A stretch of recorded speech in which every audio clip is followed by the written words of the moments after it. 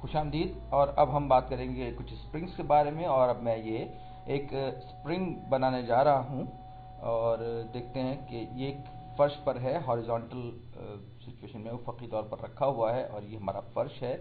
और इसके साथ ये एक दीवार है जिसके साथ हमने एक स्प्रिंग को हॉरिजॉन्टली बांधा हुआ है। ये हमारा स्प्रिंग है। सॉरी, मैं गलत इस्तेमाल कर गया। ये हमारा स्प्रिंग है और ये हमारा स्प्रिंग है और अभी इस पर कोई फोर्स एक्ट नहीं कर रही है, ना मैं इसको खींच रहा हूँ और ना मैं इसको दबा रहा हूँ। ये दीवार है जिसके साथ कि ये स्प्रिंग अटैच हुआ है, लगा हुआ है, जुड़ा हुआ है और ये अपनी नेचुरल हालत में यानी कुदरती हालत में है। और ये एट मैं इसको कहूँगा कि ये नेचुरली एट रेस्ट है। और अब मैं इस स्प्रिंग पर 5 न्यूटन की फोर्स, 5 न्यूटन की कुव्वत लगा रहा हूँ। और अब ये स्प्रिंग कुछ इस तरह से हो जाएगा। ये मैं इसको दोबारा से बना रहा हूँ। ये जनाब, ये आया स्प्रिंग और इसे मैंने ये दीवार के साथ मैंने इसको दोबारा से बनाया और अब इसके ऊपर 5 न्यूटन की फोर्स एक्ट कर रही है, इसके ऊपर 5 न्यूटन की फोर्स अमल कर रही है। और अब स्प्रिंग की पोजीशन कुछ इस तरह से हो गई है। थोड़ा सा ये सिकुड़ गया है या यूं कहीं कंप्रेस हो गया है, थोड़ा सा दब गया है। सॉरी, ये इसकी एट रेस्ट में पोजीशन थी और अब थोड़ा सा दबने के बाद या कंप्रेस होने के बाद ये इस पोजीशन में आएगा। और इसके ऊपर जो फोर्स एक्ट कर रही है वो है 5 न्यूटन की फोर्स है। और मैं ये अस्यूम कर रहा हूं कि इस फोर्स को अप्लाई करने के नतीजे में इसने ये 10 मीटर तक दब गया है या कंप्रेस हो गया है, 10 मीटर तक। अब सवाल यह है कि अब मैं इस पे अगर कोई कुव्वत लगाता हूं तो ये किस तरह से कितना फैलेगा, कितना फासला तय करेगा, तो कितना ये कंप्रेस होगा या कितना ये स्ट्रेच होगा, कितना फैलेगा। अब मैं इस बात को समझने के लिए मैं एक और कदम आगे बढ़ा रहा हूं और अब मैं इस पर 10 न्यूटन की फोर्स लगा रहा हूं ताकि मैं ये समझ सकूं कि वो जो रिलेशन है वो लीनियर है, स्क्वायर है, क्या है। और उम्मीद है कि अब आप लीनियर और स्क्वायर रिलेशनशिप के बारे में थोड़ा सा आपको समझ में आ गया होगा। तो और ये आप तजर्बा करके भी देख सकते हैं या ये कि आप इस पूरी वीडियो को भी देख सकते हैं। अब जैसे कि मैंने कहा कि मैं यहाँ पर इस स्प्रिंग पर मैंने 10 न्यूटन की कुव्वत लगाई है। उस 10 न्यूटन फोर्स के नतीजे में ये मजीद कुछ कंप्रेस हो गया है और ये जो फोर्स है ये 10 न्यूटन की है और अब ये इसकी ये एट रेस्ट पोजीशन थी और अब ये इसकी फाइनल पोजीशन आ गई है। तो जाहिर बात है कि ये एक लीनियर रिलेशनशिप है कि जितना ज्यादा आप उसको दबाते जाएंगे उसी के प्रोपोर्शनैलिटी में ये स्प्रिंग दबता जाएगा या फैलता जाएगा। यानी कि अगर आपने यहाँ पर 5 न्यूटन की कुव्वत लगाई होती, इस डायरेक्शन में लगाई होती, तो ये 10 मीटर फैल चुका होता।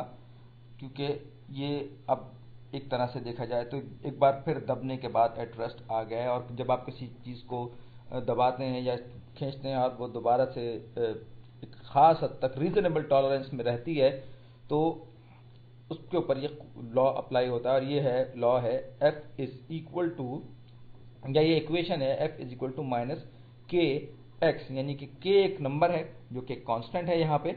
और ये जो 10 मीटर्स का जो फासला है ये वो डिस्टेंस है x जो कि इसने तय किया है इस फोर्स को लगाने के नतीजे, डिस्प्लेसमेंट है जो कि इस स्प्रिंग ने तय किया है फोर्स के नतीजे में। और ये फोर्स F जो है वो रेस्टोरेटिव फोर्स कहलाती है।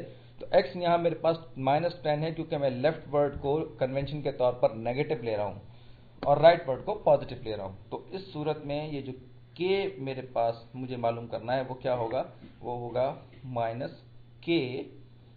x मेरे पास है -10, तो ये माइनस माइनस कैंसिल आउट हो जाएंगे, तो मेरे पास F हो जाएगा 10k के बराबर। और अब जो मैंने आपसे कहा कि ये रेस्टोरेटिव फोर्स है, रेस्टोरेटिव फोर्स यानी कि फोर्स ऑफ रिएक्शन होगी जो कि स्प्रिंग वापस उलट डायरेक्शन में लगाएगा अप्लाइड फोर्स के मुकाबले में। और क्योंकि हमने यहाँ पर 5 न्यूटन की फोर्स लगाई है तो लिहाजा ये जो स्प्रिंग है ये वापस एक फोर्स लगाएगा, सॉरी -5 न्यूटन और -10 न्यूटन, क्योंकि मैंने कन्वेंशन में फोर्स लेफ्टवर्ड फोर्स को मैंने नेगेटिव लिया था।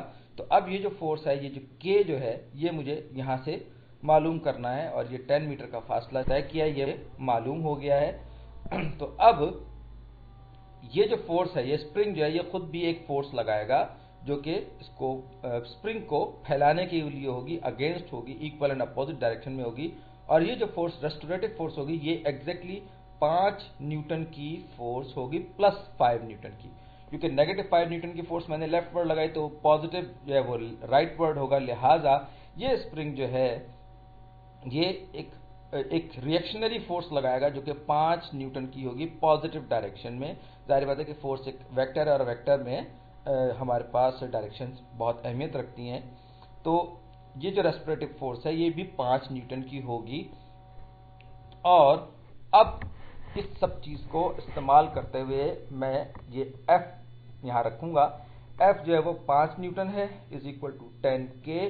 तो अगर मैं दोनों साइड्स को 10 से मल्टीप्लाई कर दूंगा तो यहां मेरे पास जो कांस्टेंट रेस्पिरेटिव फोर्स कांस्टेंट जो है सॉरी, ये जो मेरा स्प्रिंग कांस्टेंट है ये 1/2 यानी कि हाफ हो जाएगा। अब इसी तरीके से यहां पर मैं ये मालूम करना चाहता हूं कि ये जो डिस्प्लेसमेंट है स्प्रिंग का 10 न्यूटन की या -10 न्यूटन फोर्स लगाने के नतीजे में ये कितना होगा।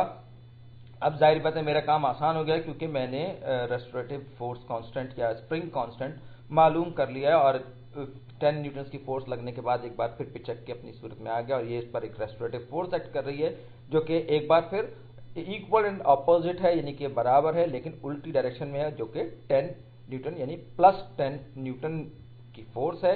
अब मेरे पास ये फार्मूला मौजूद है F = -KX और ये इस मटेरियल के लिए एक स्प्रिंग कांस्टेंट मेरे पास मौजूद है। तो F =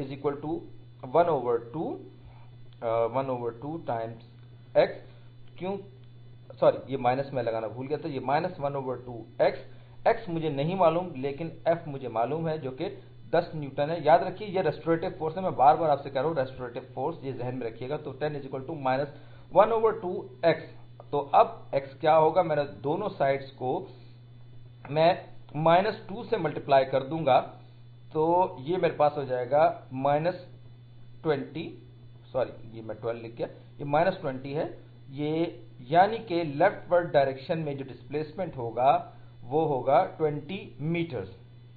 तो ये हमारा जो फार्मूला है इसे हम हुक्स लॉ या हुक्स इक्वेशन भी कहते हैं जो कि 17वीं सदी के एक ब्रिटिश फिजिस्ट ने दरियाफ्त की थी।